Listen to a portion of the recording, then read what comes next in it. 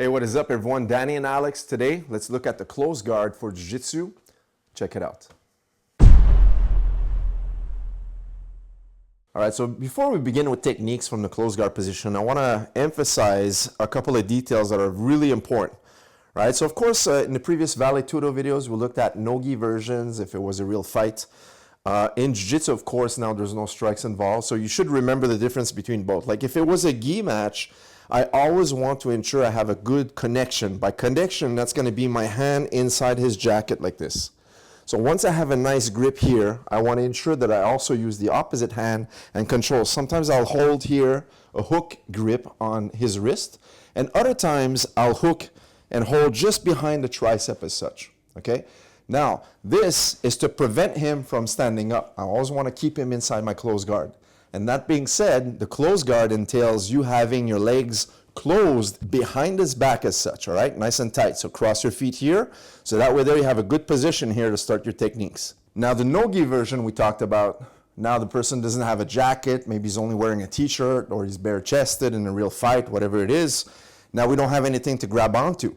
So we're gonna use our legs to bring him closer here. And as we talked about in the previous video, we always want to hold the head down. Want to clinch him nice and tight here and use the opposite arm and hold that arm so he doesn't hit you in the face. I want to keep my head against this shoulder right here nice and tight so I can prevent punches from the opposite side and put his head in front of mine. Now I can also strike from here. You have palm strikes, fist strikes, right? And you have your legs. So you can heel strike. This is a really good, effective tactic from the bottom when you're holding him here. You can use your legs and heel stomp onto his body. If you do so, don't open up your legs. Always uncross only one of them and heel stomp here, right? Only one of them, heel stomp here. You can go to the back, to the glutes, to the side of his legs. But this is more of the defense position in a real fight. All right, let's talk about the first submission attack. We're going to look at the arm bar. A lot of times when I teach arm bars, the basic variation of the arm bar, if people are starting out in Jiu-Jitsu, they get confused on the mechanics of adjusting their hips, their body in relation to the opponent's arm. So we're going to take a look at a few details today. All right, so number one, like we talked about, collar grip, super important. You want to keep the opponent close to you. If you don't hold them close to you and you go for the arm bar, they're going to posture up or even stand up. So that's the first thing here. Number two is going to be controlling the elbow. So I'm going to use the opposite arm and hold on to that arm right here. Just make a grip on his gi behind the tricep, just above the elbow. Now the third step is going to place your foot onto his hip. So watch how I uncross my legs, but I place my foot onto his hip. All right? If you don't place your foot on the hip, you're going to have a hard time turning. Right? This is going to help you turn as you push and turn to the side like this. Right? As opposed to if I made the grip and I just place my foot here, if I turn, he takes his arm out. Nothing's holding his tricep. And if I keep in the lock guard, I try to turn, now I can't turn that much. When I unlock my feet and I place my foot onto him, it helps me control the arm, but also helps me turn sideways. Now the other important thing from here is, notice how I brought my other leg once I've turned on top of his shoulder as high as I can. I want to bring this leg sideways. And now I have a good control and I can pass this leg around. When I do so, I don't let go of the collar. I still keep on the control on the collar as I pass my foot over. Now I hold the wrist nice and tight. Make sure he doesn't escape his arm. Then I can let go, squeeze everything tight. I pull the arm against my chest and I also raise my hips up. So once again, from this angle, get a nice grip here, as well as on the arm you're going to be attacking. I'll uncross my feet, place my foot onto his hip, so it helps me turn, and I bring this leg nice and high. Now, don't let go of the collar, keep him here. If you let go of the collar too soon and you pass your leg, you'll lose the arm. So we're going to ensure to keep everything tight, everything close to you. Now you can pass your leg over. And also, one other option sometimes, you can use this arm here and push the face. If you have a hard time passing your leg, you can push on his ears and look, boom. And now hold the wrist and then let go of this one. Now you have the position. Now you don't have the collar. You don't need the collar anymore. You're going to hold on to his arm and raise. Now we're gonna look at a different type of arm bar. I'm gonna underhook my arm and pull my legs in so I can draw him close to me. Now once you have control of this arm here, you're gonna uncross your foot, post onto the ground. Now this is gonna help you do your shrimp. I need to shrimp my hips out to turn sideways. When you're sideways now, I want you guys to place your foot onto the hip to keep him exactly where he is.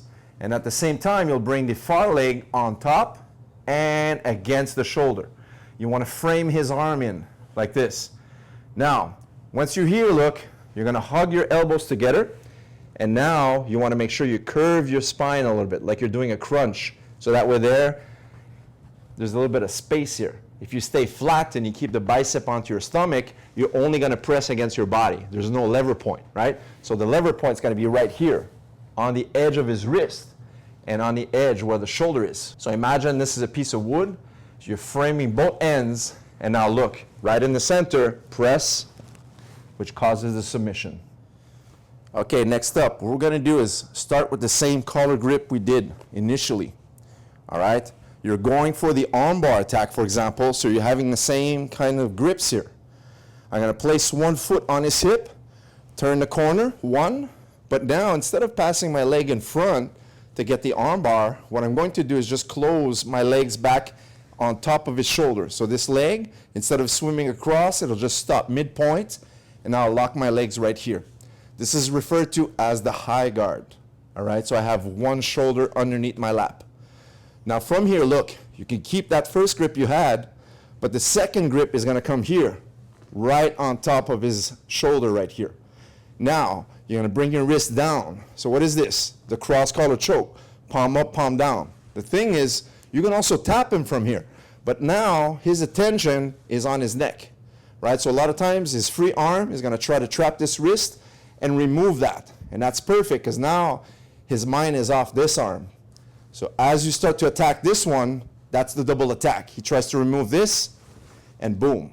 From here, back to your initial position of your arm bar. All right, now we're going to look at an arm bar against someone trying to choke you using the collar choke inside your guard.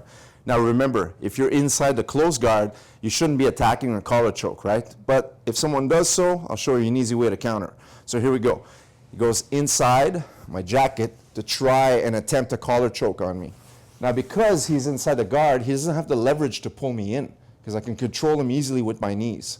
But we have a perfect opportunity to attack his arm now. So he's attacking the neck. Doesn't mean you're not going to feel the pressure if you stay here, right? If you do nothing and you don't use your legs, this guy can still tap you out.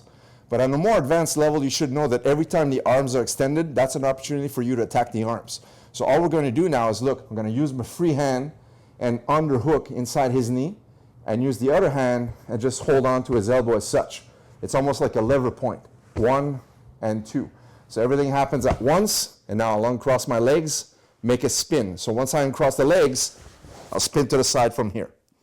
Keep him steady, and now I can grab the wrist and lock the arm bar. So one more time, he goes for the neck, something you shouldn't be doing if you're in someone's close guard. But look, I'll just hold on to the elbow here. I can also hold on to the bottom side, right? The thing you don't want to do is spin on this side. So if I try to spin on the side where his arm is on top, it's longer to do, and also it's easier for him to block. See, he'll take his arm out, right? That's where the block is. So I want to remember to attack the arm that's on the bottom. In this case, this one right here. And I'll just spin. So I can hold on to here, or I can also hold on to here. Whichever you want, and here, spin, boom. And then wrist control into the arm bar. Another easy arm lock is the kimura, which is a shoulder lock this time. Now the previous arm bars, the arm is fully extended. And this next one, the arm is going to be bent at a 90 degrees.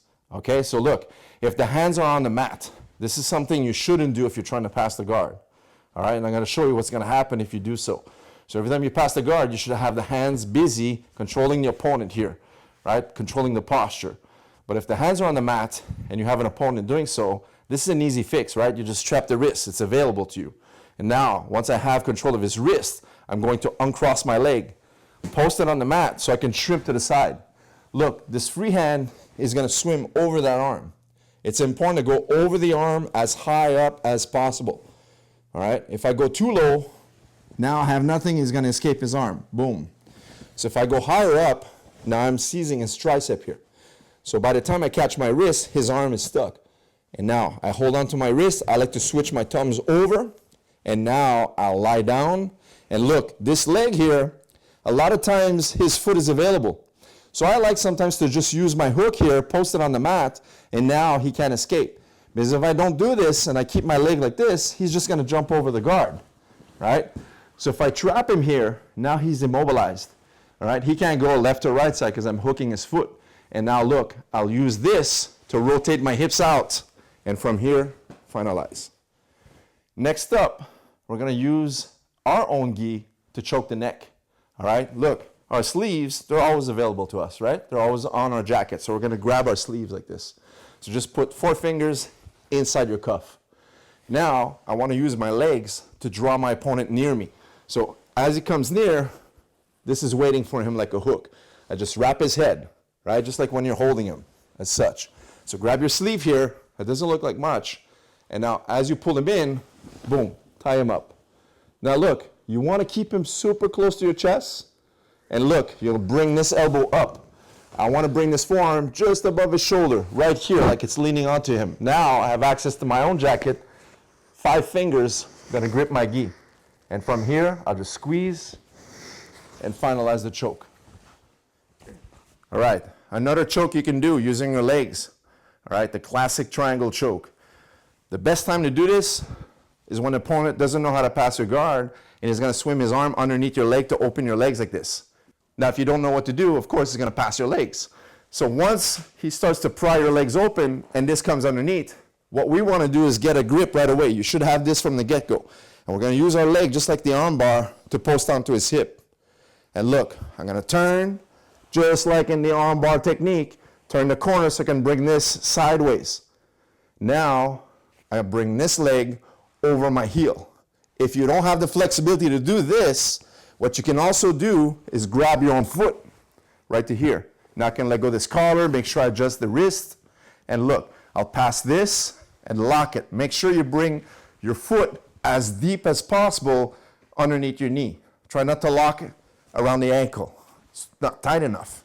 So what we're gonna do here, look, I'll grab my own ankle, pull him in sideways. That's the triangle. And then where my hand is located, I'll bring my knee, and then I can let go. And look, without even using my hands, I'll put the squeeze to finalize the triangle choke. When you're attacking the triangle choke, sometimes the opponent knows that the arm is half of the choke. That's half the battle won, right? So what he's gonna do is keep the arm on this side. So if he goes, let's say for example, to pry this up, and you ended up here. And you have the triangle choke, but the arm is on this side, okay? So what you can do, look, swim your arm, keep the triangle right here. And now look, bring this here, hug, and turn. All right, so we're going for the triangle choke from here, all right? As I start to lock things up, I end up like this. Now my opponent's gonna stand up. You weren't able to finalize, so you end up in this position. You almost have a triangle choke, you can't lock your foot. We're gonna use this hand and reach underneath this leg. Just swim underneath. To help me pivot, when I do so, I'll hold his wrist, and look, I'll push and switch the position right to here. See how I switch my feet? And now raise my hips. All right, lastly, sometimes you're going for the triangle choke, and as you're locking everything in, it's kind of tight, but the person's gonna try to fight and you lose the balance, right? He's gonna roll on to where he doesn't have a post, and you end up in this position here. Now what we're gonna do is keep the same position. You're gonna finalize here from the mount, and look, his arm is already in place. What I'm going to do is lean forward to trap the elbow and raise the head. From here, create the pressure for the triangle inside the mount. All right, guys, so there you have it. Some close guard submission techniques you can use into your jiu-jitsu game. Hope you enjoyed this content. Leave us a thumbs up. And if you're new to our channel, make sure to subscribe for more content just like this one. We'll see you in the next video. Take care.